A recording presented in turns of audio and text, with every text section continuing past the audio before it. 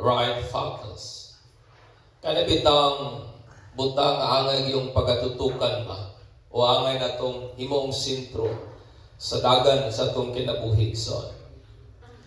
Ang atong pagpamalandong makita natin sa book of 1 Corinthians 3:1-7. Magbasa ko diri ug sundan lang ko ninyo sa hilo. Ang pulong sa Dios nagingon, and I, brethren, do not speak to you as to spiritual people, but as to carnal, as to babes in Christ. I feed you with milk and not with solid food, for until now you were not able to receive it, and even now you are still not able, for you are still carnal. For where there are envy, strife, and division among you, are you not carnal and behaving like mere men? For when one says, I am of Paul, and the other, I am of Apollos, are you not carnal? Who then is Paul and who is Apollos? But ministers through whom you believe, as the Lord gave to each one. I planted, Apollo watered, but God gave the increase. So then, neither he who plants is anything, nor he who waters, but God who gives the increase.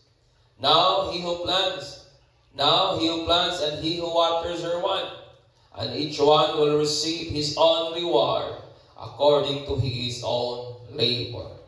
For we are God's fellow workers. You are God's field. Amen. Nabay usa ka kana bitang kaluyahon nga common ba sa tanang mga tao o kana i-address ni Henry Ford, kana bitang inventor sa sakyanan nga atong ginagamit karon. Mayon siya is trying to do many things at once that scatter effort and destroys direction. It makes two haste, and haste makes waste. Nga sa ato na kunong kinabuhi, daghan kay tag mga butang nga ginahimo, nga sa pikas nga bahin, nawad at tag-focus pa. Nga sa supra natong dali-dali, nausik na hinuon ang panahon mga igsoon. So, we do the things on the wrong ways, possible before we come to the right one. Daghantag na hisayang, nausik, ay hakdayon ta ni abot sa unsay angayang pagabuhaton og himuon. When we think it is best way because it works, and it was the only way left that we could see. Every now and then I wake up in the morning, headed toward that finality, with a dozen things I want to do. I know I can't do them all at once. When asked what he did about that, ang tubag ni Ford ingon niya, I go out and trot around the house while I'm running off the excess energy that wants to do too much. My mind clears and I see what can be done and should be done first. Ang kinabuhi nato igsoon, nagkinahanglan gayong focus. Amen ba? Nakinahanglan yung butang nga kabalo taon sa angay pagabuhaton ba? O kana nga focus, it must be and it should be right. Kinahanglan nga sakto o kinahanglan sakto gyud. Kay kung dili gali mahimo tang may sama sa gingon ni Henry Ford nga sa sobra natong dali-dali ba? Nausik na hinuon ang atong panahon. Kabantay ba mo sa kinabuhi nga kanang natay lakaw sobra natong dali-dali malangan hinuon ta. Kaya daghang malimtan. Sobrang dali-dali nalangan. Kaya daghang nalimtan mga igsoon. And then we do all things the wrong ways possible. Una kita muabot sa unsay sakto o angayan nga pagabuhaton mga igsoon. Tungod kay mao kini ang atong sarang o kasagaran mga kaluyahon because dali lamang ta kawadan og focus sa kinabuhi mga igsoon. Ang Corinthians nga church usa kini ka dato o usab pod ka spiritually gifted nga church. Dato tayo sila and then gifted pa gyud in terms sa spirituality. but extremely problematic na church. Why? Because they lost focus. Ang reason, kaya nawalan silang saktong focus sa kinabuhi.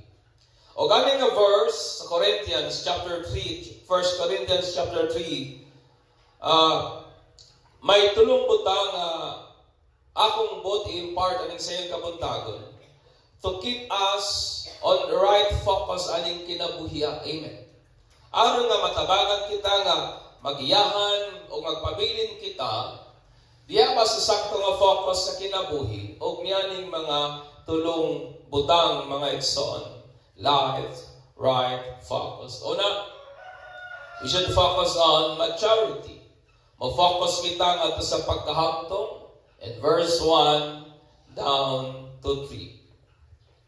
Muna ni Pablo, I do not address you as spiritual because you are babe, you are carnal, you are mere man. Muna ni Pablo. Atong batanon pa ko mga igsoon, sarang kong makatungog anang pulong kalibutanon o kanang pulong mga worldly. Ngayon ka mga Kristohanon, dili daw taangay dili na to angay ilang bigit atong kaugalingon sa mga kalibutanon nga mga activities sama sa pagtanaw og sini. Nakadungog ba mo ana? Ginabawal na sa una Istrikto kay assemblyana. Kay kalibutanon lagi lang maglantaw ka og sini. Napagali sa bylaws namo sa Assemblies of God hangtod karon nga kung makit-an ka nga pastor naka sa mga amusement nga mga park, you are subject sa disciplinary action.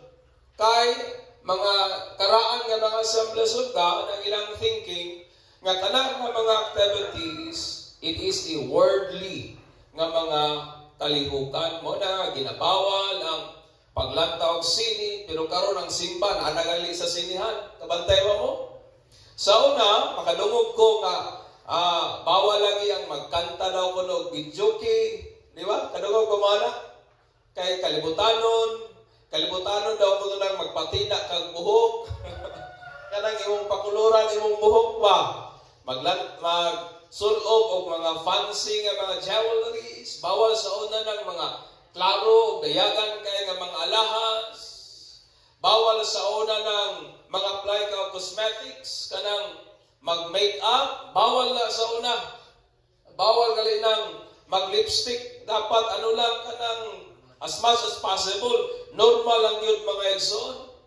Bawal sa mga babae ang magsunog og pantalon, etc.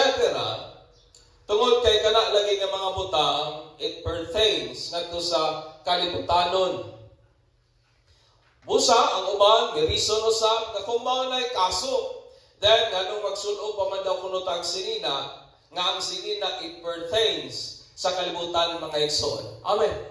Moingon ka nga kalibutanon nganong magsinina pamangka, nga kanang imong sinina iya man na sa kalibutan. But what is worldly? That is the word carnal. Unsa man day nang kalibutanon? Unsa man day nang pagiging carnal? Ang reason nga nang si Apostle Paul dili unable nga iyang ma-address ang mga Corinthians as spiritual man is because they are still worldly. Yung word po nga unable, it means wala sila capacity to process. Wala sila capacity to receive. Sa kung sa man ang iistorya ni Pablo as spiritual man nga to them, tungod kay ang Bible nagingon, mga kalibutanon palagi sila. Kinsay gi-address nga kalibutanon, mga Kristohanon nga mga taga-Korinto, mga igsoon. Ingon pa ni Pablo, mga worldly kamo, mga mere men, mga ultimong tao, and then, mga babes in Christ, nga wagod mag-desire sa pag-receive o sulit nga spiritual food, mga igsoon. Ingon nga babe, o ingon nga kanang bata ba, their only focus is their own selves. Kabantay ba mo sa bata? Ang iyang focus, ang iya lamang kaugalingon, tanawan niyo sa iyahang ginabuhat. They cry sa diyang mubati sila ang discomfort. Amen. Di ba mo na yung mga bata? Kung igangon mo hilak, kung tugnawon mo hilak, Kung gigutom, muhilak. Kung uhawon, muhilak. When they feel discomfort, muhilak yun na sila mga igsoon. Mumata sila sa oras na gusto nila, nga dili gali nila igsapayan ang kondisyon sa ilahang ginikanan. Di kita mingon ang batang gamay ba nga? Unya na ko mumata alas 7 kay silang papa bila ra ba gabi. Mumata gyud na sila sa oras na ilahang tingmata, di ba tinuod? O gusahay ra ba ning tingmata sa mga bata? Ting katulog nato. Ting hinanok nato ba? O na nga makasabot yun ta kasagaran sa mga nay mga bagong anak, bilar-bilar yun mga igsoon. O sa diyang makatulog na sila, kita nga mga hamtong, mag-amping yun ta nga dili sila matukaw. Kabatay mo? Maingon na ito. Hoy, paghilo mo kay, natulog ang batang gamay. Mag-amping ta nga di sila matukaw mga igsoon. Kining mga bata, may usa lamang yun ka-focus, nga mao lamang yun ang ilang kaugalingon. Murabag ang kalibutan ba naglibot lang sa ilaha. Nga nag-concern lamang sila sa ilang kaugalingon nga comfort, convenience, and appetite. Kung di ganahan sa pagkaon, iluwa. Di ba? Katulog-tulog. Usahay, before pa matulog, muhilak pa. And they don't care about others. Mao kinaiya sa bata mga igsoon. Wa gyud nay paki sa uban kay bata lagi. Wa pa pud sa buot. Si Pablo mingon ngadto sa mga Corinthians believers that they are still worldly. Mga kalibutanon pa daw gihapon sila, mga yanong tao pa lamang gihapon, mga bata pa gihapon diha kang Kristo. Nganuman tungod kay namay kasina, namay pagbahin-bahin among them, namay strife, namay envy, namay division among them mga igsoon. Ang pulong po nga worldly or carnal, gikan ka na sa Greek nga word nga sarx. It pertains nga to sa mga kinaiyahan nga typical sa human nga nature, but with a special focus upon more based physical desire. Kana bitang mga tawhano nato nga mga gawi ba nga tinukmod sa atong mga pagbati ingon nga tao mga igsoon. Sa dihang ikaw na kay taong wa nimo giganahan and you acted on that desire. Di ba namay mga taong murag di gyud ta ganahan no? Mura ba og mairita ta og naa sila ba? Kung nakaana nga tinguha o milihok ka according to that desire by criticizing them. Tungod kay wa kagiganahan, imong gisaway. Tungod kay wa kagiganahan, may buhi kag mga pulong dili mao, then you are worldly. You are acting as a mere man. Sa dihang mobati ta nga mairita ta sa uban nga mga behavior. Di ba may mga tao mangyod nga ilahang behavior makairita mga igsoon o mo respond kita out of that desire, out of that behavior. Then sa pikas nga bahin, ingon pa ni Pablo, mga yano lamang kita nga tao acting as a babe in Christ mga igsoon. When someone hate us, kung namay mga taong maglagot nato, o ato po silang kalagutan and reform. Kung may mga taong masuko nato, o ato po silang dumtan and reform. Kung may mga taong ubuhit di mao nato, o ato po silang baslan o dili mao, then ang Bible lagi ngon, then we are also worldly. Nga naman, because we are behaving based on our human desire. Amen. And that is the desires of the flesh. Naghangkog makita ng mga Kristiyanon, dili tuod magbidyoki, pero hinawayon man sa isig katao. They are still worldly. May mga Kristiyanon makita na ako, very conservative, dili lagi mga lahas, pero makakita og mga taong bagag make-up. Grabe manaway. Then they are still worldly. Tungod kay ang pagka-worldly, it means nga nagahimo kag mga butang base sa imong physical nga desire, sa imong tawhanon nga mga kinaiyahan. That is worldly. Amen. Remember, ang giingnan ni Paul nga worldly, mga Kristohanon nga naa sa Korinto, mga igsoon, dili ni unbelievers. Mga believers ni sila, my friend. Napabata diha. Muna ingon nga mga Kristohanon, we should shift our focus. Kinahanglan nga tunguspo na nga tong focus sa kinabuhi. From being mere men, nga to sa spiritual ni men. We should shift our focus into a kind of responses that cause spiritual maturity. Dapat atong hinay-nayog uspo ng atong focus sa kinabuhi, nga atong response muhatod nato sa pagkahamtong mga igsoon. Amen. That's why kung makareceive kag insult, you must shift your focus. Unsaan man pag-response nga mohatod nato sa pagkahamtong. Kay kung labayon kag bato o mulabay putag bato, then the Bible said, unsa may kalainan nato sa wa magtuo kang Kristo. Amen. Di ba yung ni Jesus, kung labayon kag bato, baslig pa, that means ang atong human nga nature gustong mabalos. Pero ang atong spiritual nga nature dili gusto. Muna yung ni Pablo, if we are acting based on our human nature, then the Bible said, we are still worldly. That's why we must focus on maturity. Amen. Mag-focus ta ngadto sa pagkahamtong. Amen. Mag-focus ta ngadto sa pagtubo sa atong espirituhanon nga pagpangalagad sa Ginoo.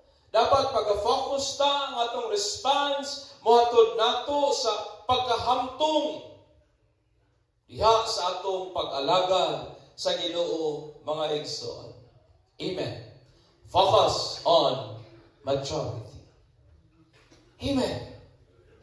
Pagpakan nato ang Ginoo niya. Ikaduha, focus on God or kang Christ in verse 4 to 7. Kabalo ba mo nga maski pa sa panahon ni Apostol nga Paul ang pag-idolize sa mga alagad sa Ginoo naana? Masigali sa itong panahon karon. Si Pablo ug si Apollos, mga igsoon, usagid sila kang suod nga higala, pero may managlahi sila nga personality. They have this opposite nga personality. Ang Acts 29 nag-record sa usa ka event nga while nga si Pablo nag-preach, ang usa ka batanong lalaki nga si Eutychus nakatulog. In church si Pablo kung magwali, boring. Wali si Paul makatulog. Murag si Pablo man siguro kung magwali kaya namay makatulog. Kaya si Pablo mag-preach, makatulog ang uban mo ning nahitabo sa usa ka batanong lalaki. Og naman siya sa bintana naglingkod-lingkod. So sa nahitabo nahulog. Gikan sa ikatulog ka andana, pagkahulog mga igsoon, ang maong lalaki nga si Eutychus patay on the spot. Pero pray over ni Pablo ug miraculously ang bata nabuhi. In Acts 20 verse 9. Sa pikas naman po nga bahayan si Apollos, usa ka dynamic, brilliant, o usa gyud ka good ka communicator, o usa gyud ka maayo nga preacher and teacher. Nga kung maminaw kaniya, malihok gyud ka sa imong bangko o di gyud nimo kapunggan nga mo praise the Lord o mo hallelujah. Kay grabe gyud mawali si Apollo, mga isa ka nang term bitaw nila nga makabuhig patay. Mao nay personality ni Apollo. Si Pablo kung magwali, mga uban makatulog. Pero kung si Apollos magwali, magsige nagpangatawa ang mga tao, mag-enjoy good sila pag-ayo. May opposite sila nga personality. Pero gi-correct ni Pablo ang ilang wrong mindset by shifting their focus to what truly matters. Kaya ilang focus mo naman hinon si Pablo, yung sila dito ko kang Pablo, kay kung wampo makabuhi magpatay. Si Apollos, wag man nakahimog milagro. Ingon po ito ko ba natin, ko kang Apollos, kay maayo kay magwali. Si Pablo, kung magwali, makatulog man ta. Pili-pili sila, kana mga preacher ba? Pero gi-correct ni Pablo ang ilang wrong nga focus by shifting their focus to what truly matters. Ingon ni Pablo nga nila, who is then Paul and Apollos? Kinsa man dahil si Pablo o si Apollos? Mga sulugon lamang kana sila through whom you believe. Mga ministro lang na sila kansang pinaagi nila, nakahimo kamo sa pagtuo, butang nga gihatag sa Dios sa matag usa. Si Paul ang nagpugas, si Apollos ang nagbubok. But what matter is God who causes the growth. Amen. Ingon ni Pablo, apan ang pinaka-importante nga, dili kami. What matter is God, kay siya man ang nagapatubo. What matter is God, kay siya man ang nag-cause of growth or increase mga igsoon. The very important is the one who causes the growth, and that is God. Amen. Ang ilang focus tuwa na sa tao, ingon ni Pablo, op, aysa. Murag nasipyat na galing mo ba? Your focus should be tuwa sa what matter most. Sa nga dili magpulos ng nagbugas, dili magpulos ng nagbispis, kung may Diyos na nagpatubo. Amen. Ingon nga church, let our mentality be like that of Paul and Apollos. Planting and watering the seed is important. Amen. Importante man nga ipugas. Importante man po nga bispisan. It talks about sa pag-atiman. But wala nila gilantaw ang ilang kaugalingon as important as God. Wala nila gi-consider ang ilang kaugalingon nga ang ilang kabililhon o ka-importansya gipakisama ba nila sa importansya sa Dios. They don't put high importance on themselves, but on God who causes the growth of the Word of God. Importante man ang matag-usa nato, pero dapat dili nato ipaka-importansya nga atong kaugalingon nga sama ka-importante sa Ginoo ba? Amen. Napababo diha. Tungod kay ang Ginoo ang nagahatag og growth sa pulong niya nga naipugas sa kasing-kasing sa tao. As Paul said, kita ang field, kita ang tamnanan sa maong binhi sa pulong sa Dios, my friend. I want you to understand me. Ang atong mga programa, ang atong mga plano, ang atong mga activities, ang atong involvement sa ministry, importante man na. Amen ba? Natay mga program, natay mga cell group, natay mga ginabuhat pa sa church, importante na siya. But let us not focus on it. For what truly matters is the growth which only God can cause. Usahay ang focus, tuwa na sa program. Usahay ang focus, tuwa na sa building. Usahay ang focus, tuwa na sa activities. We must understand nga bisan pag-unsay atong pagabuhaton, it is God who causes the growth. Amen. Amen. Muna nga, importante nga na activities, pero dili ang activities mo'y nagapatubo. Nato, it is God. Gusto lang nako ng klaruhon. Kaya usahay manggod, mapuno na tag mga programa, mapuno na tag mga plano, huna-huna nato nga kana mo'y maka-cause of growth sa church, mo kanay maka-cause of growth sa taong nangalagad sa Ginoo. Tingin ni Pablo, no. What matter is the Lord who causes the growth. Amen. Amen. Then let us then keep our focus on God, the author and the perfecter of our faith, for it will keep us on the right path. Atong i-focus ang ato ang pananaw diha kang Kristo nga mo'y maghihigpit sa ato ang pagtuo o butabang nato nga magpabilin ta diha sa sakto nga dalan. We will lose focus on Jesus. We will lose track and focus in life and on things that has eternal meaning and value. Nga kung kawanan nag-focus kang Kristo, nga usahay atong pagpangalagan sa Ginoo, na-focus na lang sa kurtina ba? Na-focus na lang sa project sa church? Na-focus na lang ba sa mga programa sa simbahan? Then we will lose track sa mga importanteng mga butang. That's why ni Pablo, you should shift your focus. Your focus must be on God who causes the growth. Amen. Amen.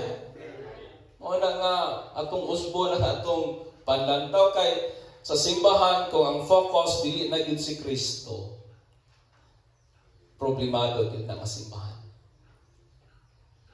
Kung ang focus sa mga material na lamang ng mga butang, then the church is in big trouble, my friend. Amen. Focus on God. Inenong tapat, ahamang ka naka-focus karon. Diba? Our focus should be and must be in Christ Jesus. Ikatulo, focus on the rewards.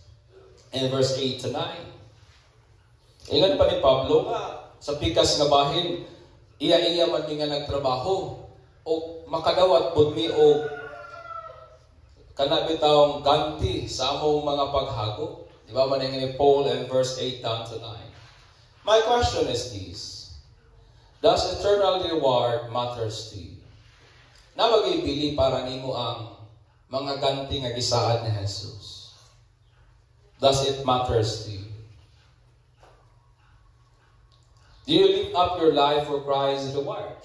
Imo bang gipuy-an ang imong kinabuhi para sa ganti ni Jesus? Importante ba para nimo ang reward? O para ahad ay ng ganti, anong gantihan pamanta? I want you to understand, my brethren, nga ang reward po is based on personal works nga igahatag ni Jesus personally kanato. Wala po'y group effort, wala po'y group reward puhon sa langit. Because individual ang basis sa reward nga igahatag ni Jesus. In Revelations 20:12 ingon ang Bible, behold, I am coming quickly, and my reward is with me, to reward each one as his work deserves. Iyang igahatag sa matag usa, sumala sa iyahang binuhatan. Kinipot na reward is imperishable by nature. Nga igahatag lamang ni Jesus sa mga nagmadaogon in 1 Corinthians 9:24-25. O kini nga reward will be our offering before the feet of Jesus. Nganong importante ang reward? Kay mao kanay atong iga-offer, mao kanay ato ang offering puhon diha sa tiila ni Jesus as we worship Him.